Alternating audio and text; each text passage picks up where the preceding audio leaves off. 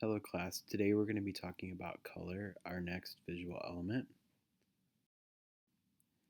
Color is a very complex and very expressive visual element compared to some of the others we discuss. It's so complex, there's a lot of science behind it, as well as how we use color in art, but also in design and advertising and different things like that. You don't really need to know the science behind color, but I always find it fascinating, so I included a few slides. Uh, Here we have a picture of Isaac Newton. He actually was the physicist who discovered the visible spectrum. And when he discovered the visible spectrum, and that inspired him to create the color wheel, which is what we use today in most art classes. He also gave each color a music note because he thought there was a similar way that sound affected the brain, that color affected the brain. And we're going to look more at that later in the lecture with a certain artist who played around with the same idea. When Newton was looking at the different bands of color in the spectrum, he also thought that they traveled at different speeds. And here in this diagram, you can see that red is said to travel the fastest, and purple or violet travels the slowest. You may have heard maybe people say before that red cars get pulled over more than others, and I don't know if that's true. I do drive a reddish color car, and I have gotten pulled over in it, um, especially recently, and I felt like I was targeted because of it. So maybe we see red faster. We also notice that a lot of things that we're meant to pay attention to, things that are dangerous or alarming, they're often colored red as well. So, color can be so complex that it not only is nice to look at in artwork, but it also can affect us physically, it can affect us psychologically, and some people, believe that it can even have effects on your physical health. We can also distinguish between as many as 10 million different colors. There are a limited number of hues, which is the 12 colors that we see on the color wheel, and we're going to talk about the difference of why there are so many different colors but so few hues or colors on the color wheel later. Now, you don't need to know all of this, but I thought this is one of the things I find interesting is the different effects of colors on our physical and mental state. And this is from a medical website, and you can research this more if you're interested in this. Providing other links on eCampus that will take you to color theory websites. And color theory is another class that you can actually take in college that talks about all of these fun effects of color and how it plays into design and especially into things like interior design and fashion design. We used to have that class at El Centro. I think they still teach it there because we had a lot of fashion design and interior design students at that school. Now, looking at this list of colors, you can see maybe you think, yeah, I agree with some of these, but maybe some seem a little strange. Well, just like medicine, some medicines affect people one way and other people another way. So this is just generally speaking on the larger population. These are the way that colors make people feel. Some of the ones that I'll point out: blue makes people feel very calm, and it can actually lower your blood pressure. It also makes you not hungry. And if you've ever studied like the Great Depression, there were a lot of restaurants that were going out of business because people couldn't afford to go out to eat. And so they started serving smaller portions of food on small blue plates, and they called it a blue plate special, and that helped them stay in business and serve smaller portions. And believe it or not, scientists say that if people don't know, if you give them food on a blue plate, they actually eat less. And there's been some studies that people that put blue lights in their refrigerators lost weight. I tried the blue plates, but because I knew I think gained a little weight. So it's all about, these subliminal things that kind of happen with it. But there even are some diners still that still have blue plate specials, so you may still hear that term from time to time. But this color theory has been around for a really long time. Green is also considered to be a relaxing color, and it's also supposed to help with different types of mental challenges such as depression, anxiety, and things like that. Uh, Purple and pink also suppress the appetite, and we're not really attracted to want to eat things that are those colors. And then orange, yellow, and red, they all increase our appetite and our heart rate. And if you think about it, most fast food restaurants are the same color. They use the same colors in their advertising and um, their product materials as well. So it's interesting to think about. Even if you flip around your food and you read the ingredients, a lot of foods have added yellow and red dyes, which makes the food look more appetizing as well. So again, if you're interested in this, I'll provide some links on eCampus for you to go to and look at some more information about these sort of things. Now, color can also be symbolic, and uh, symbolism is a little bit different than the physical and mental effects that color. Symbolism means that it stands for something else, and so we've talked about symbolism and iconography before, and color can do the same thing. There are people that wear in the Western world, people wear black to funerals, where in China, people wear white to funerals. And so I think the more our cultures intermingle because of the internet, and we're all more connected now, that maybe we'll see some of these traditions change. But throughout history and different cultures and even religion, there have been some pretty significant color symbolism throughout our history. Here are some examples of that with wedding dresses, and we've kind of talked about this one before in class. Now, color is also really interesting in how it applies to science and the medical fields. And here you see two images where you're asked to see what numbers you see. And you should see a 6 and a 29. Now, these are examples of colorblind tests, and there are millions of people around the world that are colorblind. And usually it's mostly men, it's a male dominant disorder that affects the cones and rods in your eyes, and people have different severities of color blindness. If you were to take a test, you would be shown several images like this, and then they would determine how severely colorblind you are or you are not.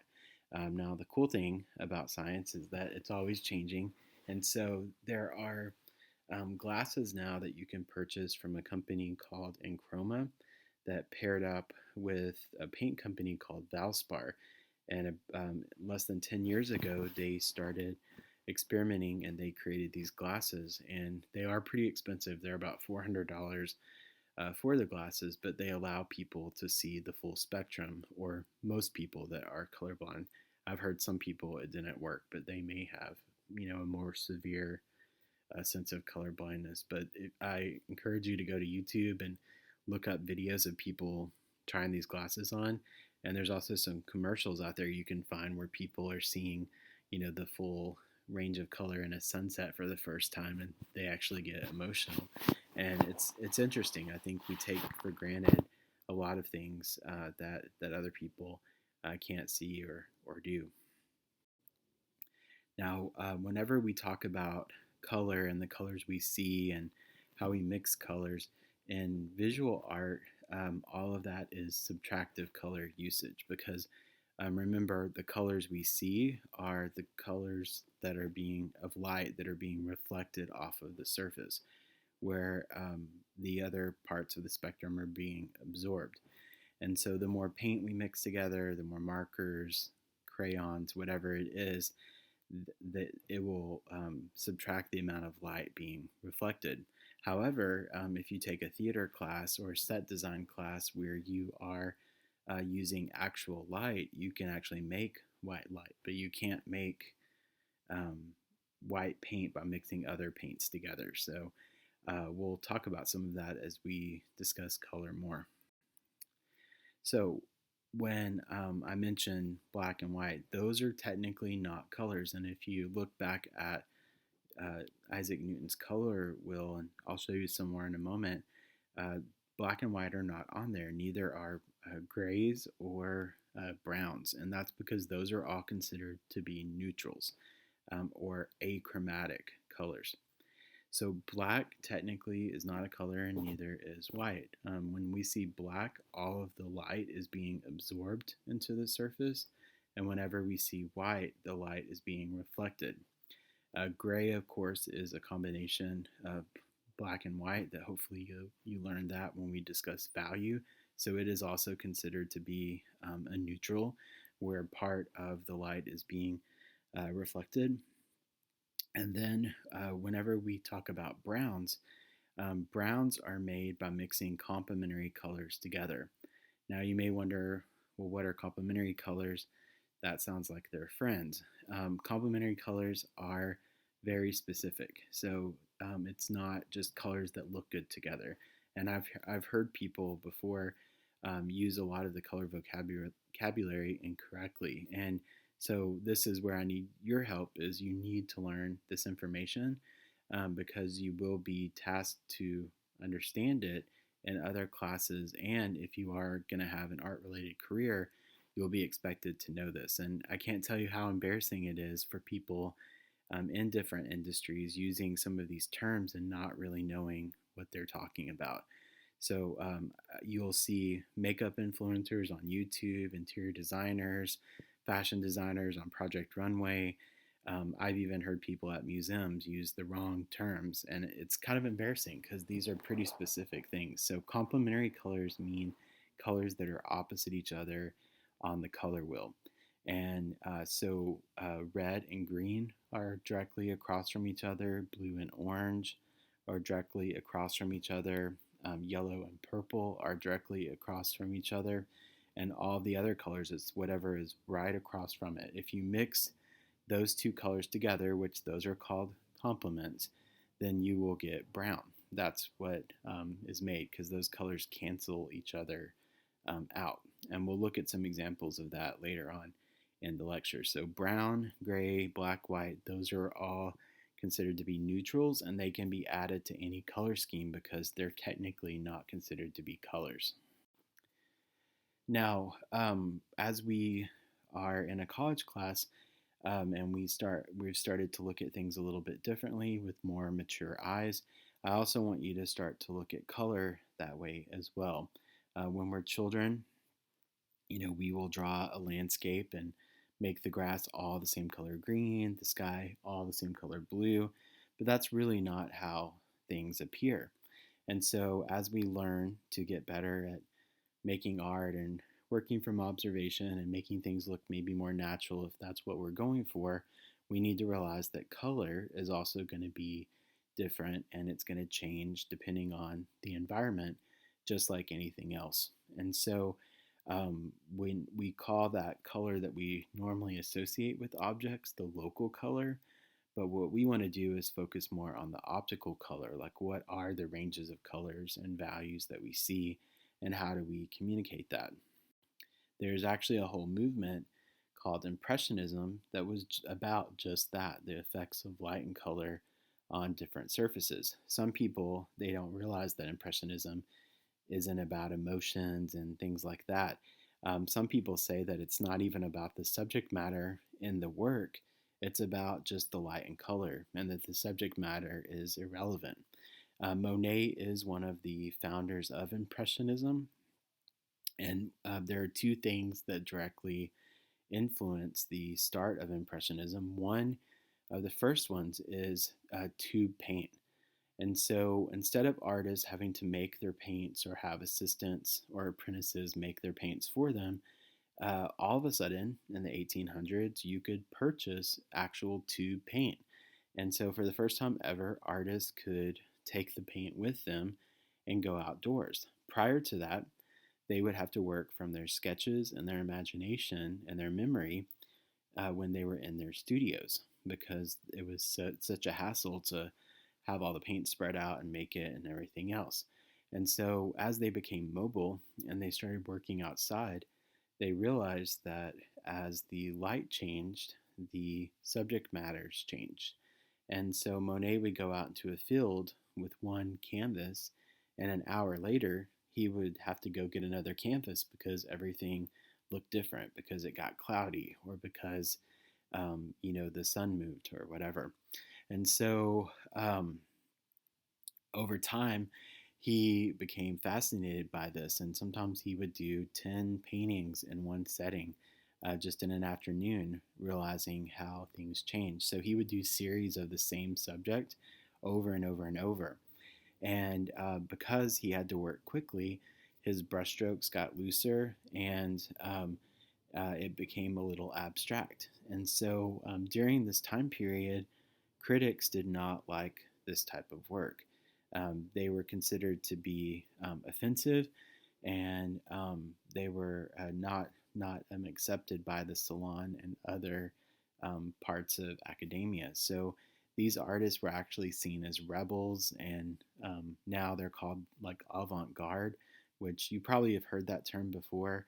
Avant-garde, we think, is like cutting edge, but it literally is a military term that was meant for the people that go into battle first. And so normally those people probably aren't going to make it. And so they're like the risk takers. And so anything that's called avant garde usually means that it's taking a risk, or it's something new, or maybe at the beginning of like a movement.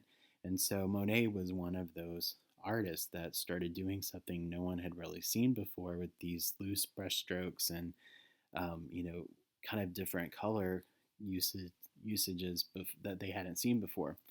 And one critic actually, when he saw a painting of a sun in the sky that Monet had did, he said, "That's not a painting, that's an impression."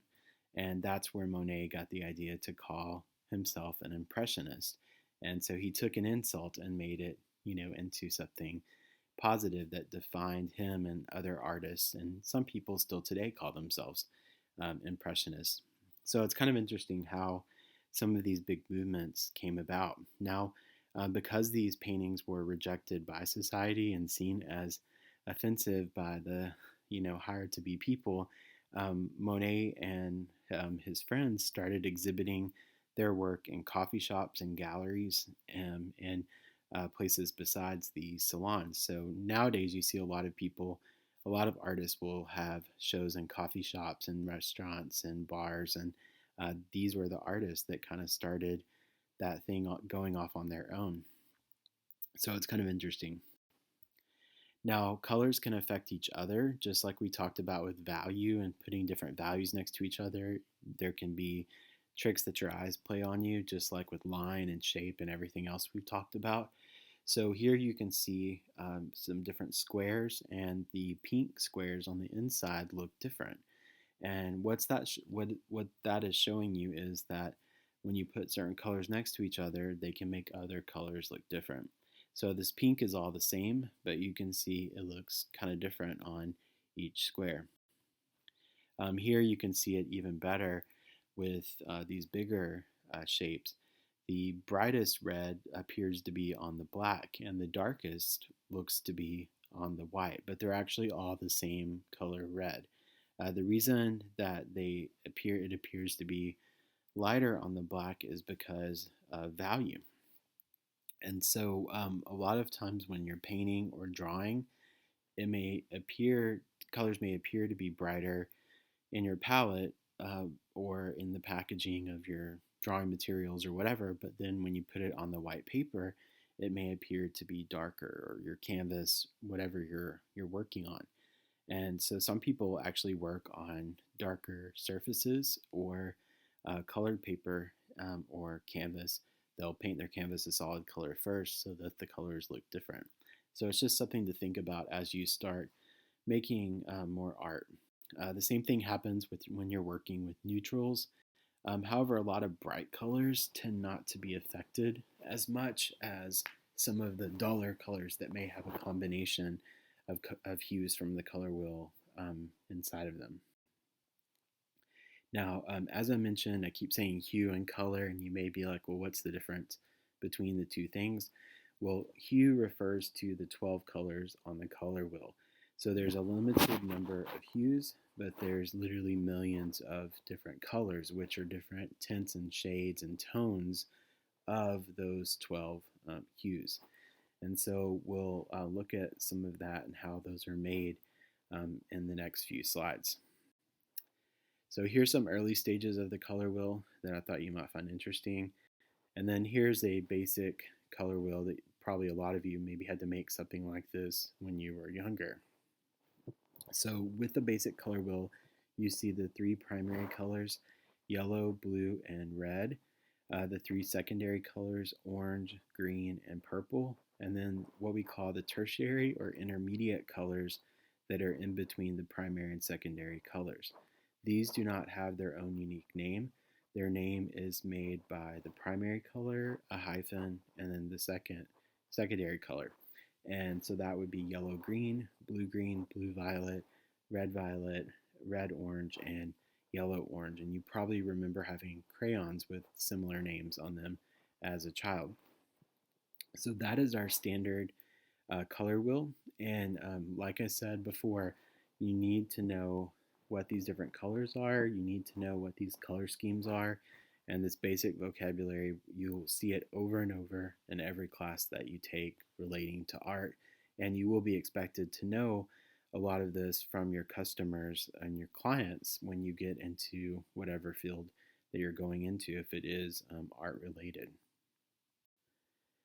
Now, we saw those 12 colors on the color wheel. So how do we make all the other millions of colors? Well, by altering those hues. So whenever we add white to one of the hues, we call that a tint. And whenever we add black to one of those hues, we call that a shade. And whenever you add gray, that's called a tone. And this is where you hear a lot of people use these terms incorrectly.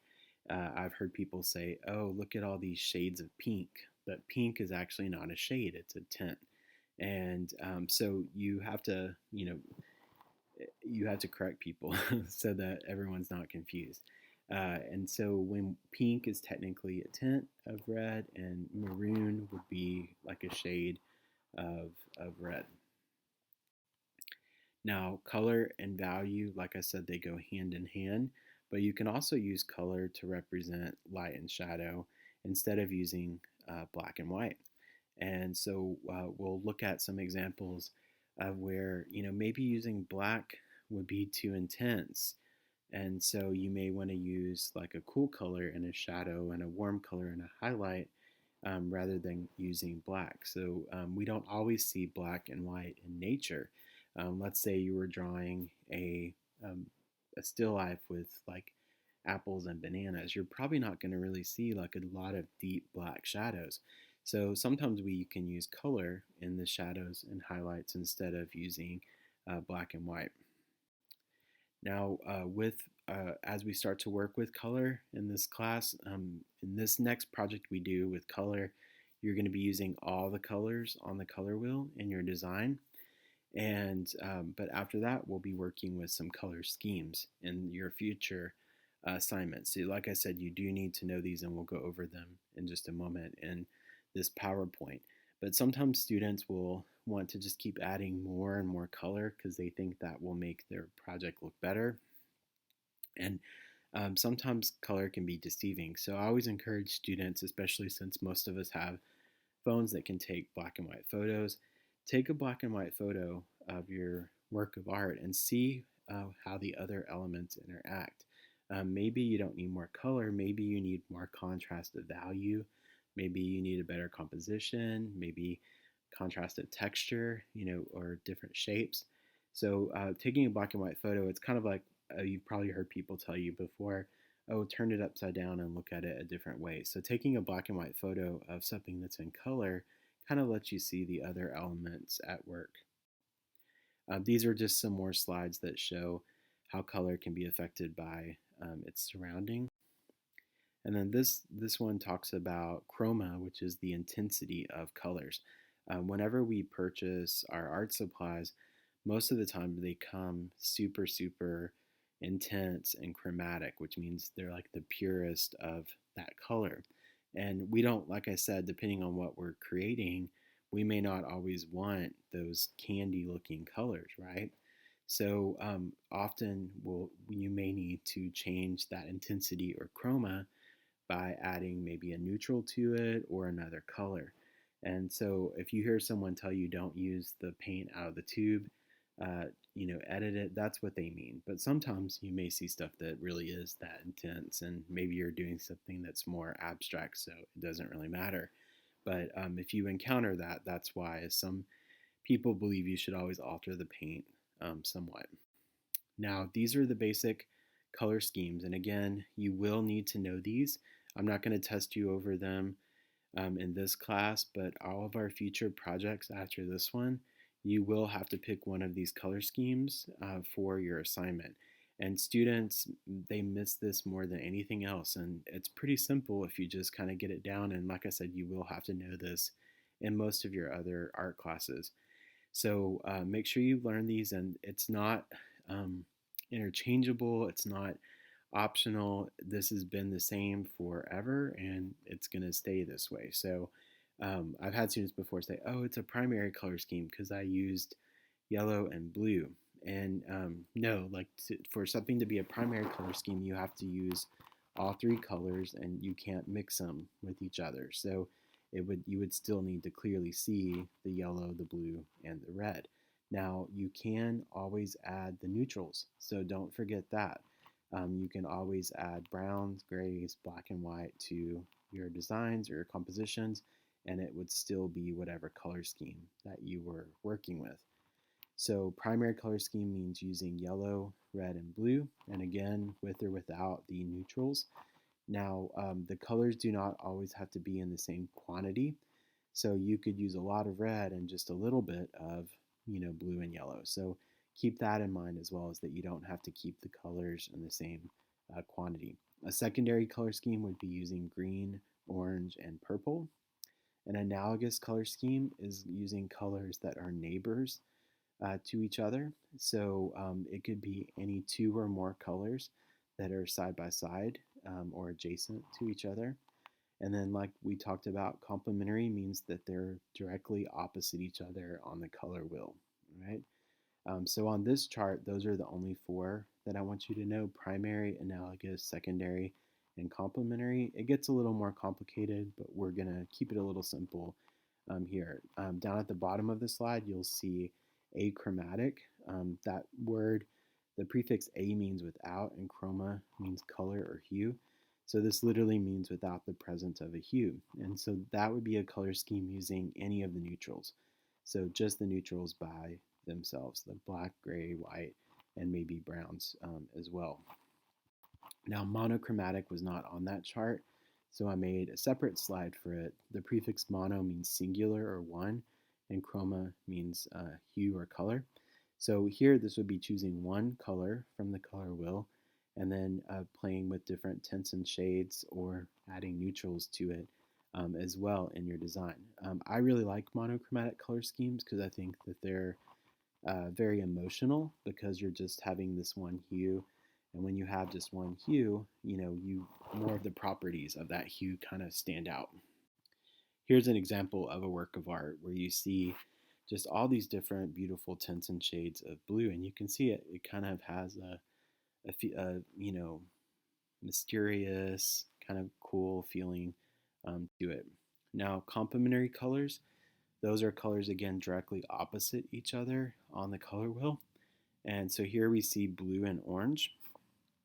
And as you mix blue and orange with each other, they, of course, will tone each other down and change that chroma or intensity. But then whenever you mix those complements together in just the right amount, they will make brown or neutrals. Here's a beautiful example of an analogous color scheme with the warm colors. So in this painting of a flower, we can see red, red orange, yellow orange, and all these different beautifuls. And then we see, of course, like some kind of off-white colors as well, which would be neutrals. Now, art has, always had color, and Picasso, a lot of people know him for his cubism work and the collage and mixed media pieces he made later in his life when he was famous. But before he was famous, he was just like anybody else. He was just trying to make it. And so, whenever he was a teenager, him and one of his friends packed up and moved from Spain to Paris to try to make it as artists.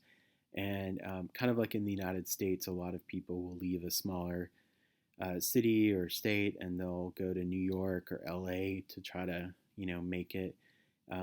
Paris is kind of like that in Europe. And so he left with his friend to go to Paris to become, famous artist. And shortly after getting there, his friend committed suicide. And so Picasso was there, unfamous, alone, and struggling. So a lot of his paintings during that time period have a lot of blue in them. And the image on the left is a self-portrait of him, and you can feel how lonely and sad that he kind of feels. And he even, looks like he hasn't maybe even been eating. Like I feel like it's a portrait of the starving artist that maybe we've all experienced at some point. And but yet you also kind of feel the way he's looking at us that he's not giving up. And so although blue can feel lonely and kind of sad and cold, I think it's also a very spiritual color because whenever we do struggle, that's when we find our faith, our hope, and our inner drive to define ourselves and to make it. And if you study philosophy and all the different world's religions, there's always a character or a god or a person that is limited in some way or is tortured or whatever to achieve enlightenment or resurrection or whatever. And if we look at a lot of artists that are famous musicians and actors and things like that, a lot of them make their best stuff when they're struggling in some way. And I think Picasso was one of those people. And so in his early work, he painted a lot of homeless people, panhandlers. He painted elderly people that were kind of alone, with no one left in their families. He painted people that were like him, that were just trying to survive day to day and make it. And eventually, his palette did warm up, and he did become, super successful. But I always like a lot of his early work because I feel like it's more emotional and it kind of shows us more of who he was. Yves Klein was an artist that was obsessed with blue as well, but for different reasons. He actually thought blue had healing properties to it, and he started making solid blue canvases. And he would paint them this really thick blue that had tons of pigment in it, and he became successful for this. And you can judge him if you want to, but and if you want to make solid blue paintings, you can. But he already did it too. But he really liked blue, and he started making sculptures that were blue, all sorts of things that were blue, even like big installations of just blue powder pigment in the middle of galleries and museums. And it's different. However, people really liked it, and one paint company even named a color of blue paint after him and started selling it during his lifetime. But he was one of the artists that he also believed that color affected our brain in a positive way, just like music can or sound can. And so he eventually made a performance piece. This is what we call performance art, where it's interactive and it's live, where he had a full orchestra play the one note that Isaac Newton said was the same as the color blue for 20 minutes. They played, all the instruments were playing this one note.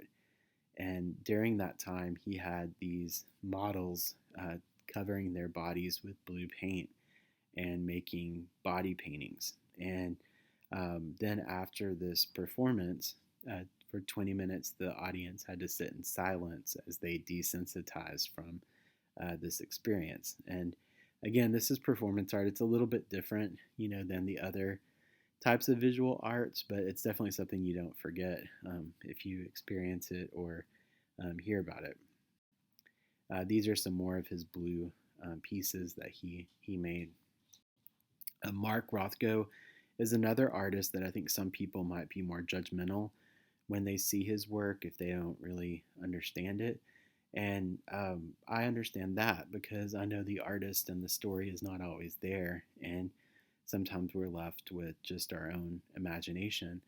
But I have seen some of these kind of pieces with my younger nieces, and they love everything they see. So sometimes I'm like, is it my lack of imagination, or am I bitter, or why is it that we feel the need to judge other people's work? Is it because they're successful and we're not, or whatever? It's kind of interesting how we look at other people's work. If you're in school, though, you're putting yourself up to it because you're there to learn and to be challenged. So it's a little bit different when you're in school.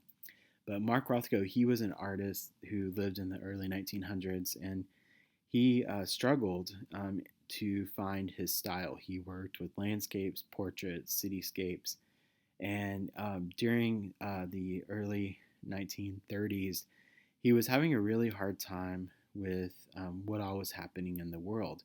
He was Jewish, and he was hearing what was happening in Europe to his people, and he was saddened. And then he was seeing the Great Depression happen in the United States and war, and he was just like, how do I paint anything that really summarizes all of these complex emotions and feelings? And a portrait's not going to do that, a landscape's not going to do that. So what can I paint? And one day he just thought, well, emotion is color, so why can't I just paint color of how I feel?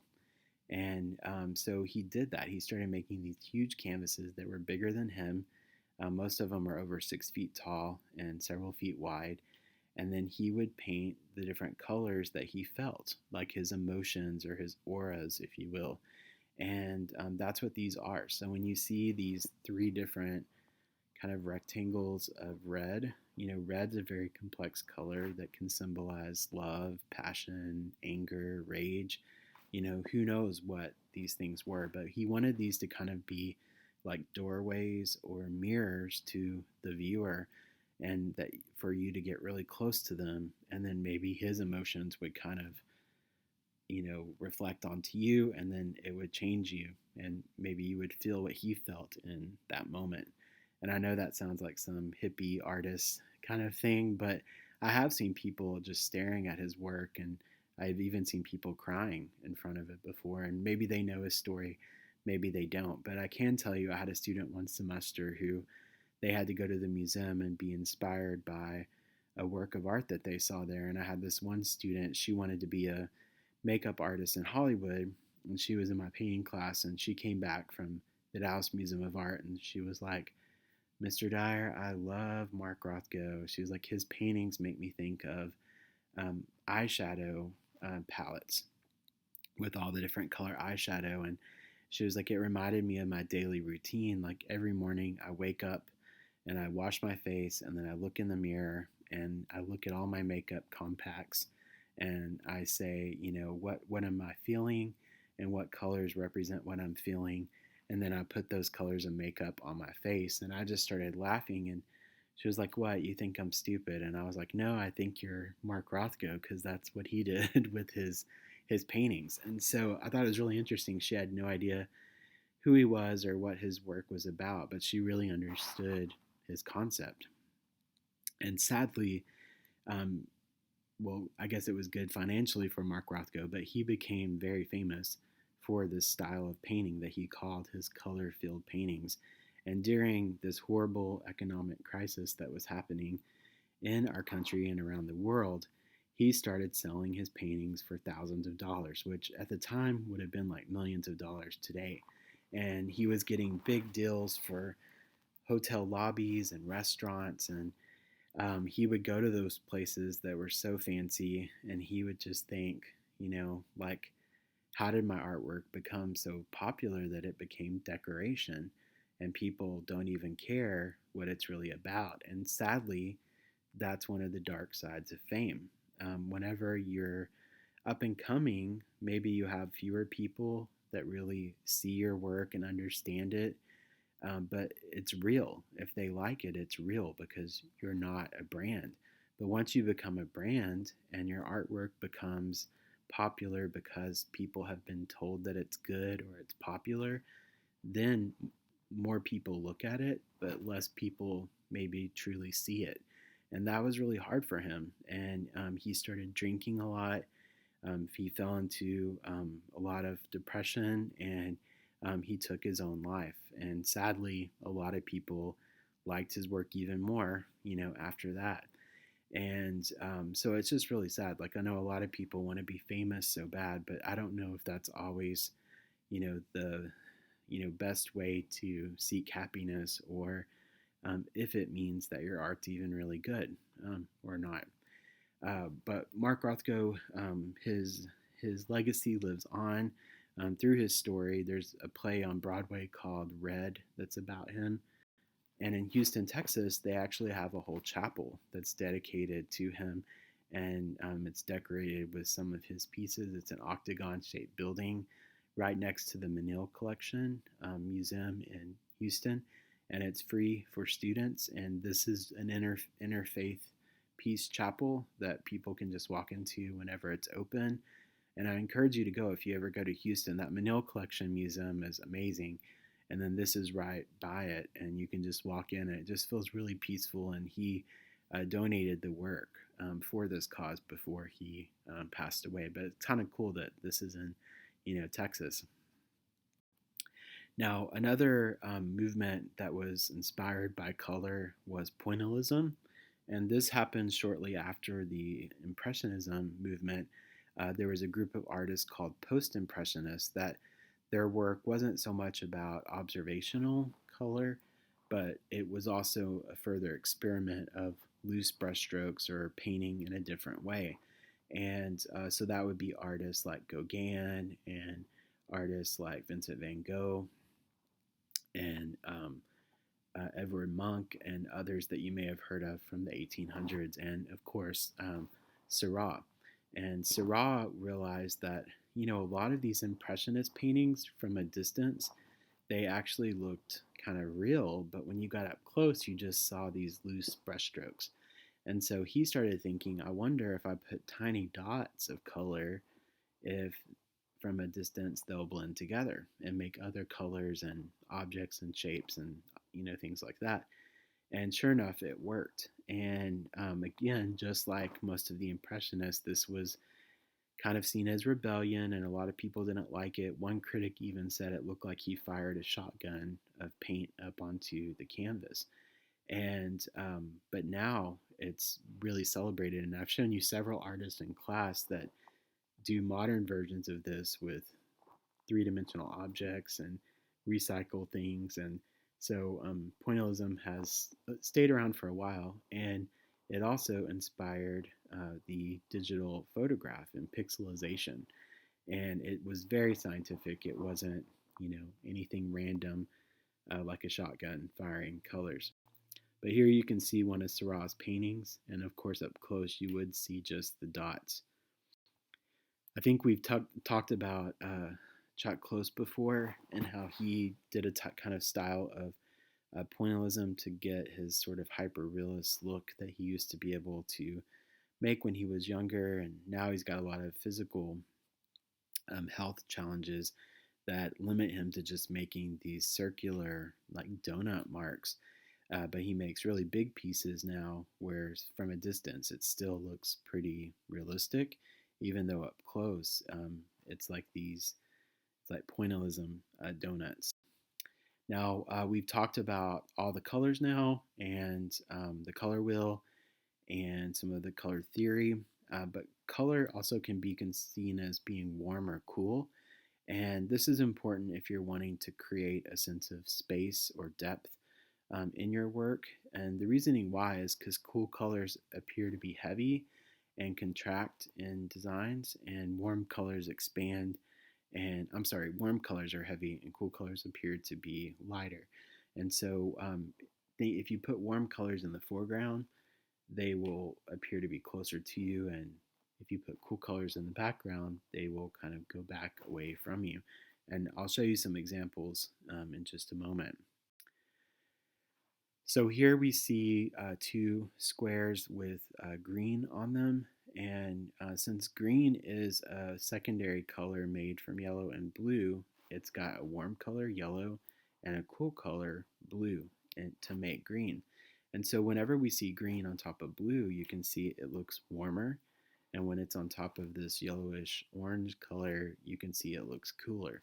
So just another one of those optical effects of color.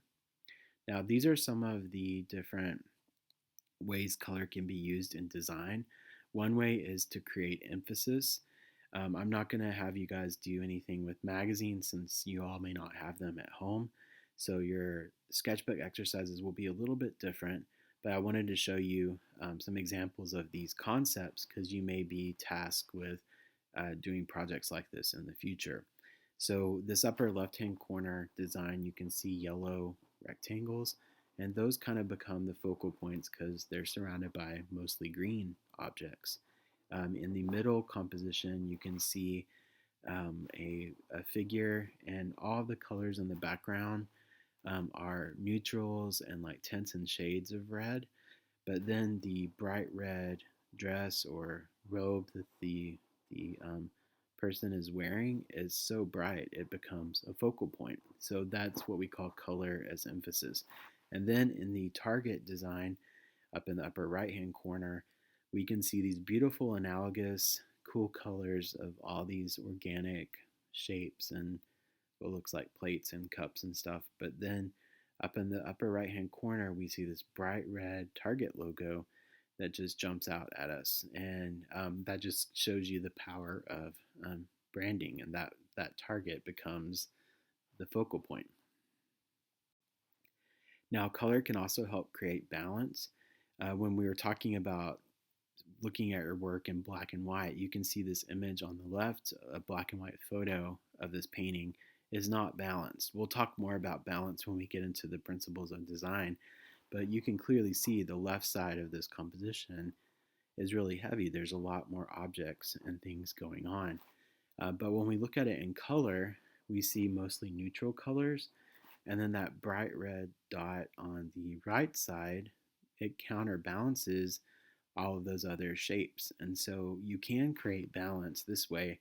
And we'll talk about this more when we get into that unit over the principles of design. So these are just some more examples of kind of using color throughout a composition to create a sense of visual weight.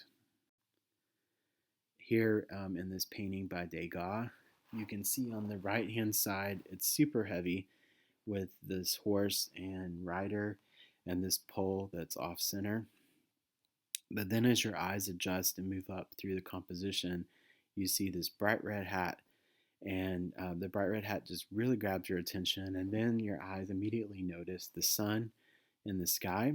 And the reason we're drawn to that is because it's about the same size of the red hat. The whole reason the red hat becomes kind of a focal point is because it's surrounded by all these muted or tinted greens in the grass. And so that's one way to use complementary colors to create a sense of balance or a sense of emphasis is to use a muted version of one and then another one that's really chromatic. Now, we talked about color and how it can, with the cool and warm colors, how it can create a sense of depth or space. And we'll discuss this more in the chapter over space as well. But I wanted you to see this piece here. All these numbers, you can see the red and orange and yellow numbers are advancing towards us, where the cool colors are kind of going back. And these are just numbers, but it's kind of cool to see how some I feel like they're coming forward and some are going back. And that's all because of the color that they are. So in your compositions, if you tend to use the more intense, warm colors in the foreground and the cooler colors in the background. That will help create a sense of depth in your work.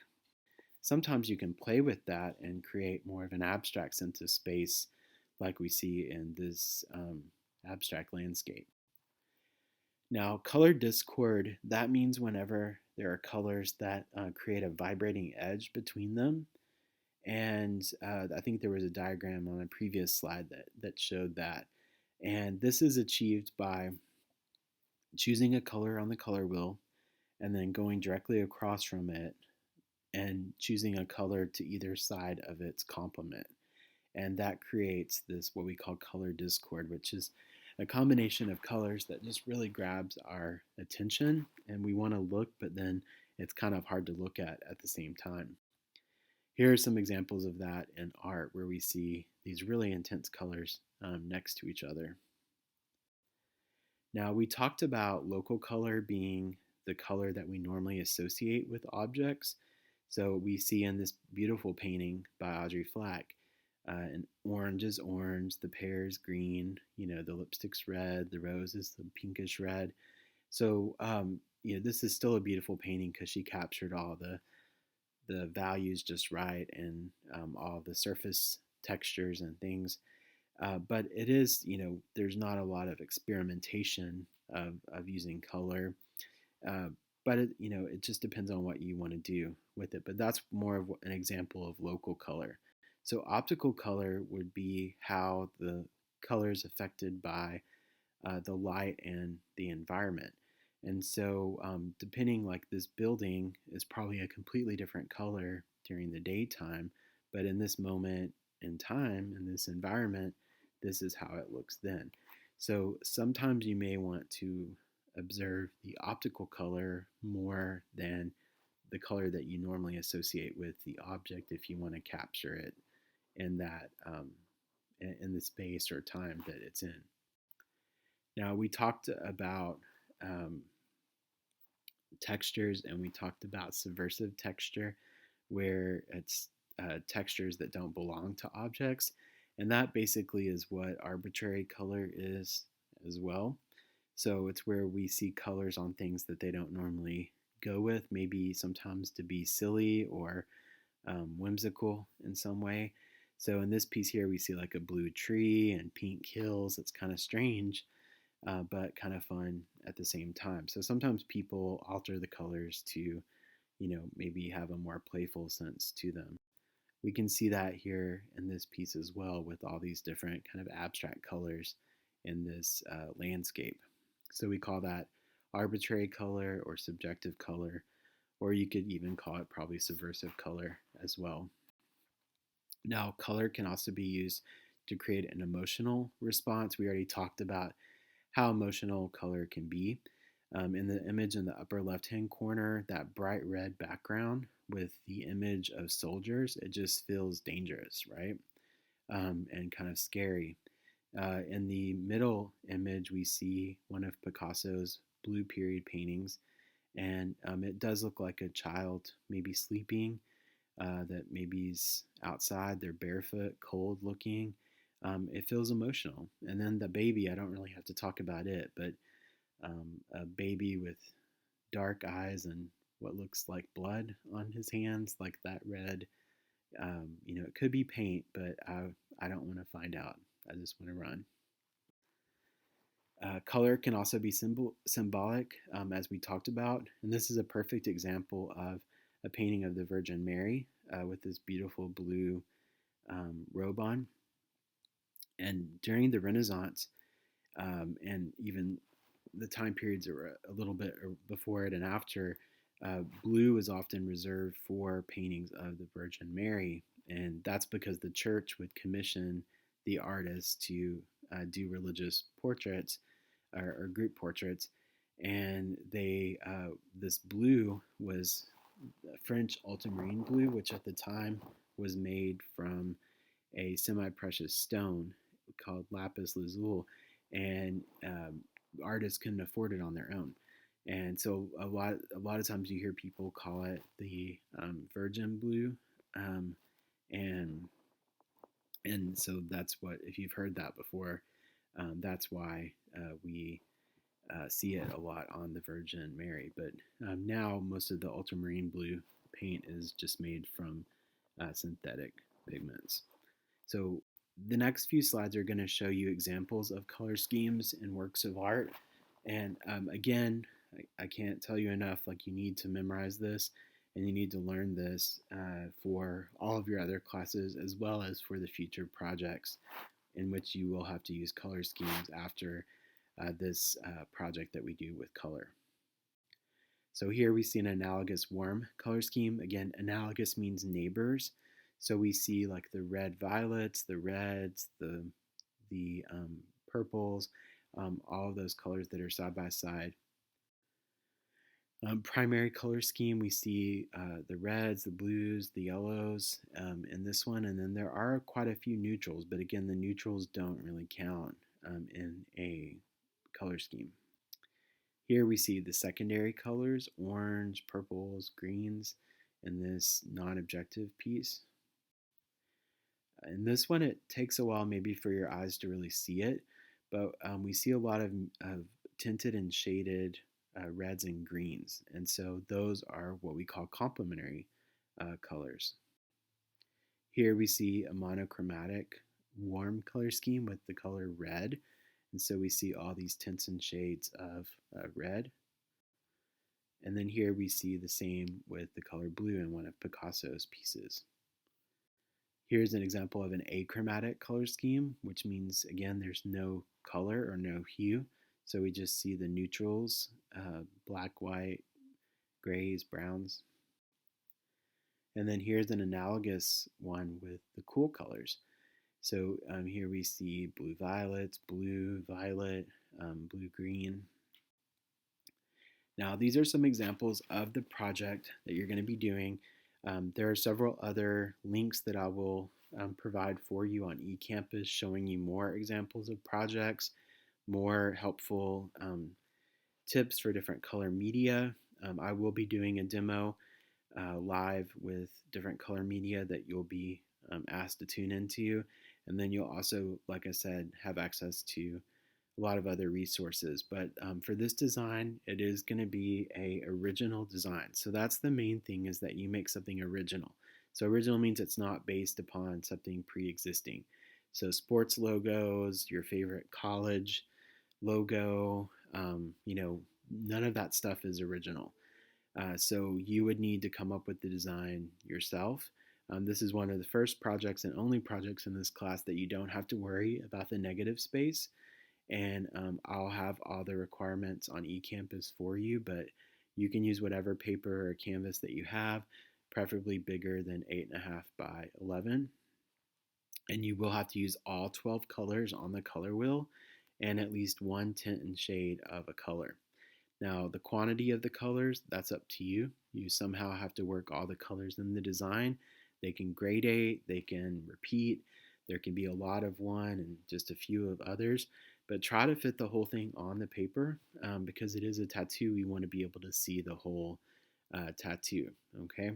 So that's where your sketchbook drawings will be helpful in sketching this all out. You can use whatever medium that you want.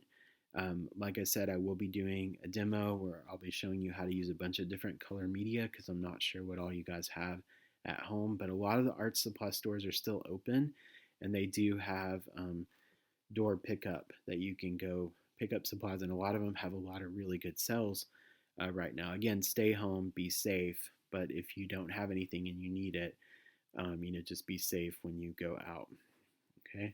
But these are some examples. You could use your initials, you could use imagery that you like, but you do need to use all 12 colors on the color wheel. And like I said, at least one tint and one shade. And these are a couple of more really beautiful examples. And some of these you may be like, well, I don't really see all 12 colors, but if you could see them in person, you definitely would be able to, especially this one of the flower. Seeing it on the screen, it doesn't quite look as colorful as it did in person, but hopefully you'll be able to capture all those colors. And like I said, there is a link on eCampus where I've sent you a link to my Dropbox where you can see literally probably close to 100 other examples of good examples of students' work before. So be sure to look at all the other resources, and if you have any questions, be sure to let me know.